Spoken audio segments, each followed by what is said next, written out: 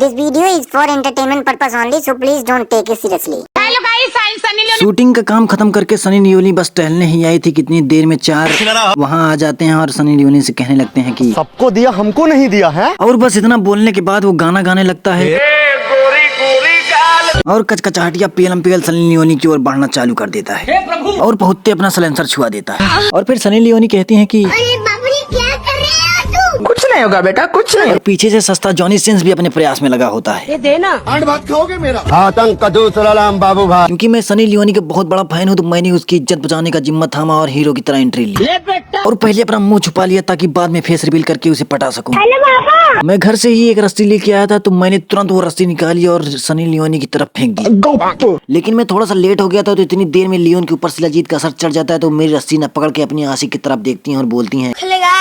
लेकिन हमारे जॉनी भैया को फ्री फायर खेलने का मूड खत्म हो गया है तो वो कहते हैं फिर भी वो मानती नहीं और तुरंत उनके करीब जाके फ्री फायर खेलने की विधि बताना चालू कर देती। मिक्सी में डालो 60 ग्राम चना पाउडर बन गया। मैंने तुरंत अपनी रस्सी को बाहर खींच लिया और हाथ से ही लियोनी दीदी को बाहर निकाल के बोला India is set in a virtual world.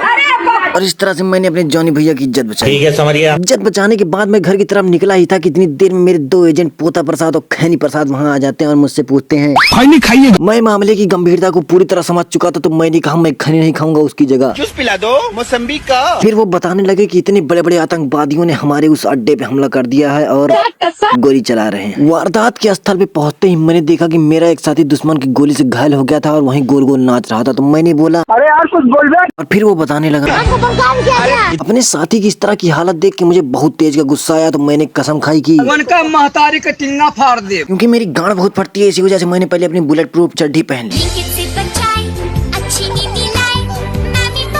और अब ये सैनिक तैयार हो चुका था अपने उस दोस्त का बदला लेने के लिए। लोमड़ी का दूध पी के पला है ये जगीरा। मैं तुरंत अपने घर के अंदर गया और मैंने अपनी पुश्तैनी बक्से खोले। बक्से में से मैंने एक नाइट विजन चश्मा और अपनी पुश्तैनी बंदूक निकाल ली क्योंकि मैं जानता था कि लड़ाई लंबी खींच सकती है। इसी वजह से मैंने रात में देखने वाले चश्मे दिन में ही लगा लिए और अपनी पोजीशन सेट करने के बाद मैं बोलता हूँ कि आजा साले ठोकू तुझे आजा। मैं अपनी पोजीशन पकड़े 0 डिग्री पे खड़ा था कि इतनी देर में मुझे याद आया कि अरे यार मैंने तो ट्रेनिंग ही नहीं ली, मुझे पहले ट्रेनिंग लेनी होगी। लौड़ा का सरकार सरकारी बुलडोजर की रस्सी खोल के मैंने नीम के पेड़ में बांध दी और वही रस्सी पकड़ के मैंने अपनी ट्रेनिंग की शुरुआत की। जीते की हवस नहीं, किसी पे कोई वश नहीं। और ट्रेनिंग शुरू होते ही मैं खर खर नीचे आ जाता हूँ।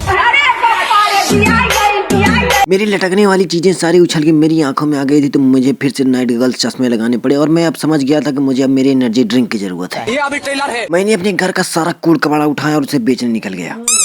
वहाँ से मुझे इतने सारे पैसे मिलते हैं जिन पैसों को मैंने ये खरीदा।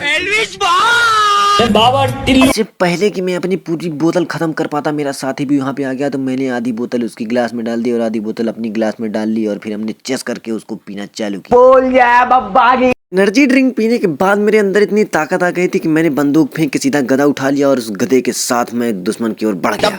इतने खूंखार भेड़िए को अपनी ओर आते देख के आतंकवादियों की गांड फट गई और वो तुरंत वहां से भाग बैठे। नाम सुन के फ्लावर समझे क्या? फायर है मैं। और इस तरह मैंने टेरर अटैक को फेल कर दिया।